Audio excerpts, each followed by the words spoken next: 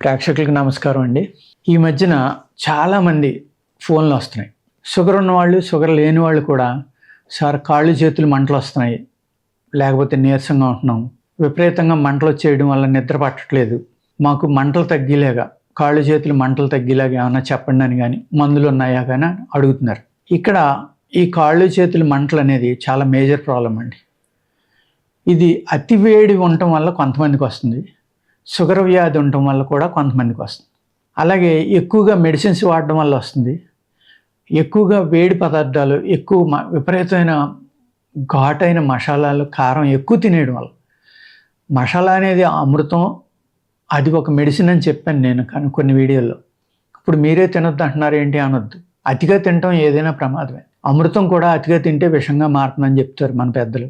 అంచేత ఏంటంటే కావలసినంత తింటే అది అమృతమే, అతిగా తింటే ఏదైనా విషయమే. అందుచేత మీరు మీ యొక్క జీవన విధానం చూసుకోండి. మనం ఏం తింటున్నాం, ఏ విధంగా బతుకుతున్నాం, ఎందుకు ఈ మంటలు వస్తున్నాయి. కొంతమంది తేనె చాలా మంచిది అన్నామని ఆ తేనె రోజు ఒక 100 ml 200 ఇలా తినేస్తూ ఉంటారు. అన్నిటిలో ఇంక స్వీట్ బదులు అదే వాడేస్తూ ఉంటారు. వాళ్ళ శరీర తత్వానికి పడితే పర్వాలేదండి. లేకపోతే ఏమవుతుందంటే ఈ కాళ్ళు చేతులు మంటలని, తలపోటని, కళ్ళు మంటలు, వాళ్ళు ఫ్యాట్ అనేది పూర్తిగా కోల్పోవడం, ఇలాంటివి ఎన్నో జరుగుతూ ఉంటాయి అన్నమాట. ఈ విధమైన ప్రాబ్లంలు లేకుండా ఉండాలి అంటే మీ శరీర తత్వాన్ని చూసుకునే మీరు ఆహారం అనేది తీసుకుంటూ ఉండాలి. కొంతమంది ఈ మంటలు వస్తున్నాయి, అవి వస్తున్నాయి, ఇవి వస్తున్నాయి అంటారు. ఆయుర్వేదంలో ఏమవుతుందంటేనండి, త్రిగుణాలు చెడిపోయిన వాళ్ళు, అంటే వాతం, పిత్తం, కఫం 3 కూడా చెడిపోయినాయి, వాళ్ళకి ఏ మందు ఇచ్చినా పనిచేయదు. ఆయుర్వేదంలో ఉన్న అద్భుతం ఏంటంటే అప్పుడు ఆ వైద్యులు ఏం చేస్తారంటే ఏదో గుణంలోకి తీసుకొస్తారు వాళ్ళని. బాగా సన్నగా అయిపోయారు అనుకోండి, వాళ్ళు అసలు మజిల్ లేదనుకోండి, వాళ్ళని ఏం చేస్తామంటే కఫం వాతంలోకి తీసుకొస్తాం. తీసుకురావడం వల్ల ఏమవుతుందంటే మజిల్ ఫామ్ అవుతుంది. అప్పుడు ఈ వేడి గుణం ఏదైతే పిత్తం అనేది ఉందో ఆ గుణం నుంచి బయటకు వస్తారు. కాబట్టి ఈ వాత పిత్త కఫాలని కంట్రోల్ చేయడానికి ఏ మెడిసిన్ వాళ్ళు ఇచ్చి అప్పుడు ఫస్ట్ ఈ తత్వాన్ని కంట్రోల్ చేసిన తర్వాత మాత్రమే మెడిసిన్ ఇస్తాం అన్నమాట. ఈ కాళ్ళు చేతులు వేడి ఎక్కువగా వచ్చే వాళ్ళకి ఏంటంటే మీరు కందిపప్పు నీళ్ళల్లో నానబెట్టుకోండి బాగా, దాన్ని నీళ్ళతోటి సహా రుబ్బేసి అది పాదాలకి చేతులకి రాసుకుంటే మీ వేడి అనేది చాలా బాగా కంట్రోల్ అవుతుందండి. ఇంకొకటి ఏంటంటే ఆవు వెన్న ఏదైతే ఉందో ఆ ఆవు వెన్నను తీసుకుని మీకు ఎక్కడ కాళ్ళు చేతులు మంటలు వస్తున్నాయో వాటికి రాసుకుని మీరు నిప్పుతోటి, అంటే ఒక పుల్ల మొక్కను కాల్చి దాంతో కాపడం పెట్టుకోమని శాస్త్రంలో రాశారు. ఇప్పుడు మనకు పుల్లలు లేవు కాబట్టి అన్ని గ్యాస్ స్టవ్లు కాబట్టి బాయిల్ వాటర్ ఏదైనా చేసుకుని అది సీసాలో దేంట్లో అయినా పోసుకుని దాంతో కాపడం పెట్టుకుంటే ఈ అరికాళ్ళు, అరిచేతులు మంటలు అనేవి తగ్గుతాయి అన్నమాట. అది షుగర్ వ్యాధి ద్వారా మీకు మంటలు వచ్చినాయి అనుకోండి, షుగర్ కంట్రోల్ అయితే తప్ప అవి తగ్గవు.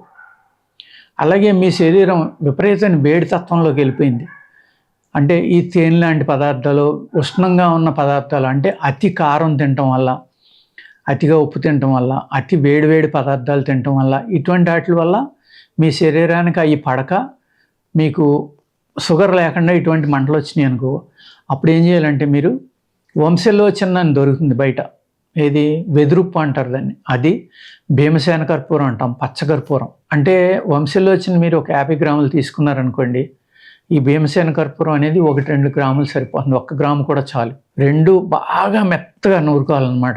ఈ వెదురుప్పు అనేది ఎంత నూరినా కూడా నాలుగుకి పళ్ళుకి తగులుతుంది ఇసుక తిన్నట్టుగా. అందుకు దాంట్లో కొంచెం పంచదార కలిపి, ఇక్కడ పంచదార అంటే చాలామంది దాన్ని విషంలో చూస్తున్నారు కాబట్టి పట్టిక బెల్లం కానీ లేకపోతే బ్రౌన్ కలర్ షుగర్ వస్తున్నాయి, ఏది మన కొబ్బరి చెట్టు నుంచి తీసింది, పామ్ ట్రీ, అనేక రకాలైన పామ్ ట్రీస్ నుంచి తీసిన షుగర్ వస్తుంది కాబట్టి అది కలుపుకుని దాన్ని మీరు పాలతోటి కానీ మజ్జిగతోటి కానీ డైరెక్ట్గా కానీ ఇలా తీసుకుంటూ ఉంటే అతి వేడి ఏదైతే ఉందో మీ శరీరంలో ఆ అతి వేడి అనేది బయటకు వస్తుంది అనమాట. రావడం వల్ల ఈ ప్రాబ్లమ్స్ నుంచి బయటపడవచ్చు. ఇక్కడ ఈ లక్షణాలు ఏదైతే మనిషికి ఉండవలసిన వాత పిత్త కఫాలనే లక్షణాలు ఉన్నాయో ఆ లక్షణాలను కూడా మార్చగలిగేటంత శక్తి ఆయుర్వేదంలో ఉందండి, ఇంకా దేంట్లోనే లేదు. లక్షణం మారింది అంటే ఏంటి, అక్కడ దాని అర్థం మీ యొక్క జెనెటికల్గా ఏదైతే ఉందో ఒక ప్రాబ్లము, ఒక లక్షణం ఉందో దాన్ని కూడా మనం మార్చగలుగుతున్నాం అని ఇక్కడ అర్థం. ఆయుర్వేదం అంటే ప్రకృతినండి. ప్రకృతి అంటే మనకి నేచర్ తెలుసు అందరికీ. ఈ నేచర్లో అన్నీ ఉన్నాయి కాబట్టి ఆ నేచర్ని మనం చక్కగా వాడుకుని అనేక వ్యాధుల నుంచి బయటపడాలి అంటే మీరు మీ ట్రెడిషన్ని ఫాలో అవటం, మీ తాత ముత్తాతలు ఏ చెప్పారో దాన్ని ఫాలో అవటం, వాళ్ళ యొక్క ఆహార నియమాలు కానీ వాళ్ళ ఆలోచన కానీ పాటించటం, ఆహారాన్ని సమయం ప్రకారం తినటం, రుచి కోసం అతిగా తినకుండా ఎంత తినాలో అంతే తినటం, నియమంగా ఉంటే కనుక వ్యాయామం, ప్రాణాయామం, యోగా లాంటివి తప్పనిసరి అండి. ఇలా చేసుకుంటే కనుక మీరు జీవనాన్ని ఆరోగ్యంగా ఆనందంగా గడపచ్చు. ఓకేనండి, నమస్కారం.